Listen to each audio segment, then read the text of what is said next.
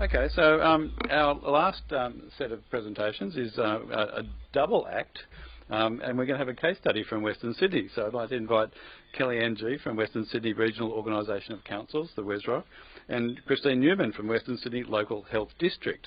So Kelly's the Media and Communications Officer, and Christine's the Deputy Director of the Western Sydney Local Health District Centre for Population Health, and they're going to talk about their partnership on working together on health and local government issues. So please, over to you.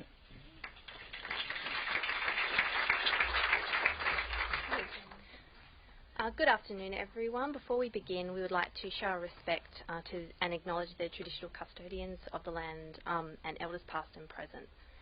So my name is Kellie G, and I work for WSROC, or the Western Sydney Regional Organisation of Councils. And Christine here is, as pointed out, the Deputy Director of Population Health at Western Sydney Local Health District. So today we're going to take you through a joint initiative. A joint initiative between WSROC, the 3 local health districts that cover the Greater Western Sydney region, and also the Premier's Council for Active Living, who were instrumental. So it was an initiative to get Western Sydney walking and to build healthier communities through effective urban planning and improve health outcomes for our region. Lifestyle-related illness such as diabetes and heart disease are a real regional issue in Western Sydney. This is partially because many of the factors that influence on an individual's health lay well outside the traditional health sector. So things such as readily available, attractive green spaces that really inspire people to get out, get active and get walking isn't really under the control of health, but it was something that local governments can obviously assist with. So this is really a case study about local government and health working together. So firstly, our walking journey. We're going to take you through who we are, our call to action, how we got walking on the local government agenda, getting commitment from our councils, in this case for the Walk21 Charter, moving on to action and our starting block, because our walking journey is really only just beginning, and this is more about getting on the agenda and how we really engage local government. So I'll just take you quickly through the WSROC region and Western Sydney more generally. So those of you who aren't familiar with WSROC, we're a membership organisation that includes 10 of the 14 Greater Western Sydney councils. Our primary role is advocacy on behalf of Western Sydney, but we also run joint initiatives and programs and projects on behalf of our member councils. As you can see here, we cover a really vast region, 5,500 square kilometres, from Auburn and Parramatta in the far east to the Blue Mountains in the far west, up to the Hawkesbury and down to Liverpool and Bankstown in the south. So this is a really vast region, but it does actually have a very distinctive demographic identity and health identity. So we're one of the fastest growing regions in Australia. We expect to have 1 million extra residents over the next 25 years. We're also an extremely young region relative to Sydney and New South Wales, so around half of the population is under the age of 35. We're also very culturally and linguistically diverse. 40% of residents were born overseas, and well over 140 nationalities are represented amongst the residents. And this is, in some areas such as Fairfield, Auburn and Liverpool, the diversity is a lot higher than in others. In terms of diversity, we also have a very significant Indigenous population of around 25,000 residents. Finally, Western Sydney is home to 4 out of 5 of Sydney's most socio-economically disadvantaged local government areas, and all these factors combined with the fact that there's very low public transport access, very high car dependence, and a lot of people in the region have to commute a long way to work, to school, to study on a daily basis, contributes to a very distinctive health profile, which Christine, as the health person, will take you through now. So we're just showing that this is in partnership, this initiative. Just a little context to why we chose this particular initiative, and I think if other people have said, there's a growing rate of diabetes in Western Sydney. We've got a high overweight and obesity rates, in fact nearly 60% in some areas. We've got concerns for very high psychological distress in some of our areas. And we've got significant level of hospital admissions for coronary heart disease. So in fact, in nearly half, our concern too is nearly half of our population don't meet the recommended daily amount of physical activity levels.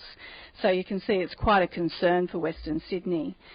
We thought that walking can contribute to the reduction of all of these concerns, and it's something that nearly all of our community can participate in.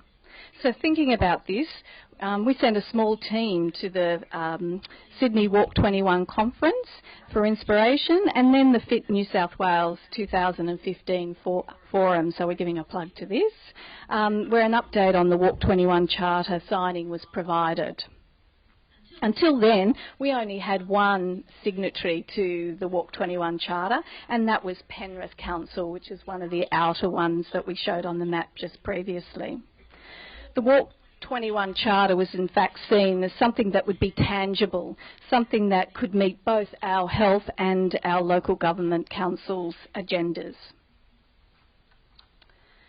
So one thing's thinking it's a good idea, the other thing is getting others to think it's a good idea.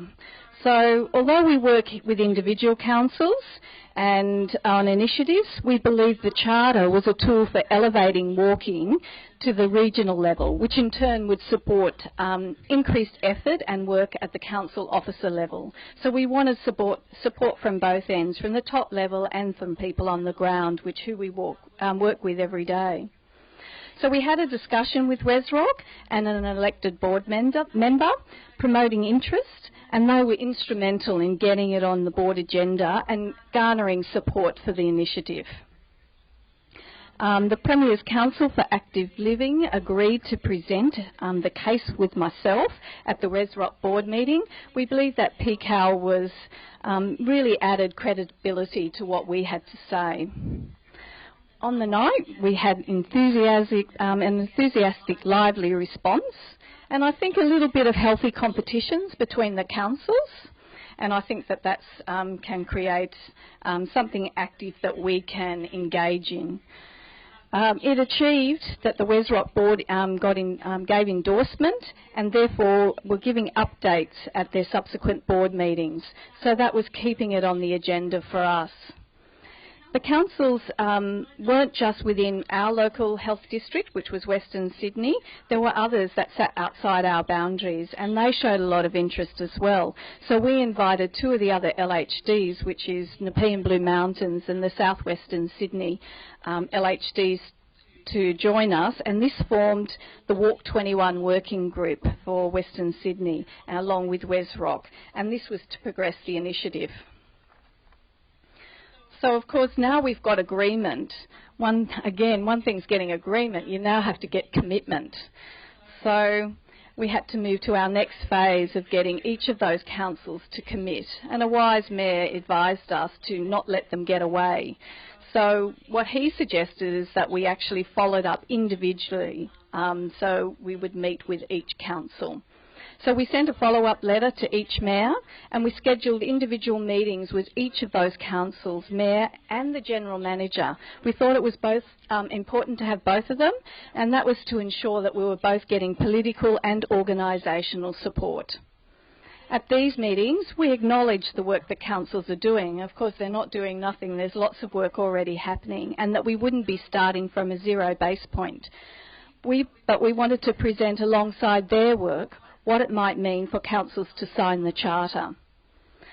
So this resulted in 8 agreeing to put the Charter through internal processes for approval, and they committed staff to attend the initial information and discussion forum, which was the part of starting to develop our plan.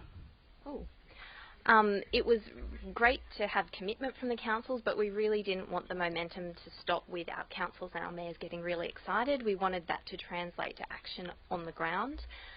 So in October last year, the Walk21 working group ran the Planning and Active Western Sydney Forum, which was primarily a professional development forum for our council officers to give them some case studies, some tools, and run through a bit of background on how they could use the Charter in their everyday work environment to improve health outcomes for the region.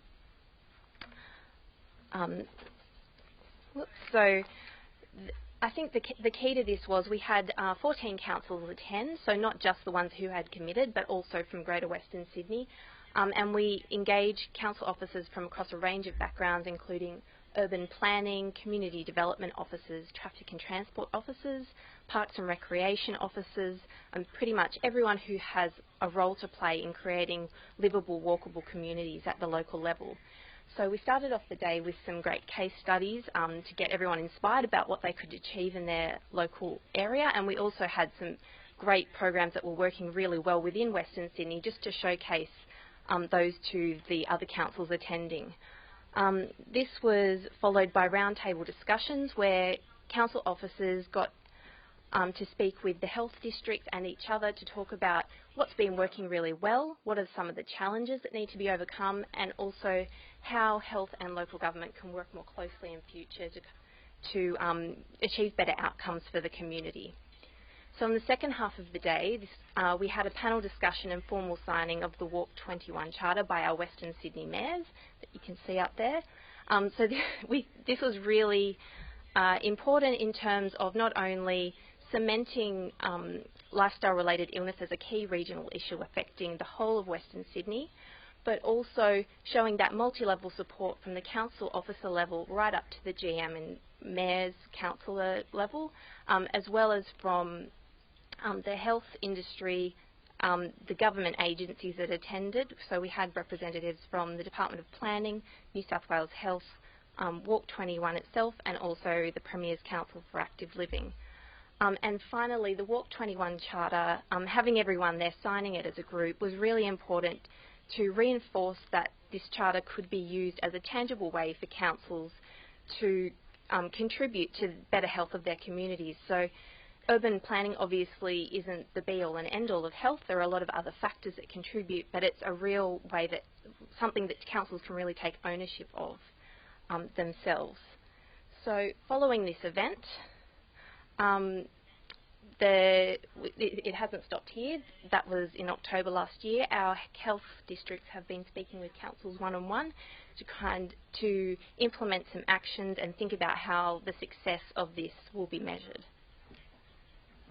Okay, so just to, now to wrap up, we're just at our starting block really, and we just wanted to point out where we are at now. Councils are interested in concrete measurable data to see if we are making a difference. So we're just currently exploring our baseline through transport and health surveillance systems and mapping the current initiatives that we can build on. And I think you can all appreciate when it comes to data, it becomes very, it's very tricky and it is not an easy process to go through. So we've just recently, a published study on walking by Nepean-Blue in the 2015 Journal of Transport and Health has shown that the WSROC region has low levels of regular walking and it's below the state average. So we're in discussion with the authors of that paper and they're helping us to set some measurable bits that we can have for councils, and there's also PCAL's website offers some lower level performance measures that we know that we'll be also able to use to help measure what we're doing. So we're all in the process now, the 3 LHDs, in establishing our individual councils' Walk21 working groups, and we're also going to have another forum in the future where we'll hopefully bring the councils back to have a look at how they've progressed and be able to share their journeys. And by next year, hopefully at FIT 2017, we might be able to update you on where we are in our implementation. So thank you.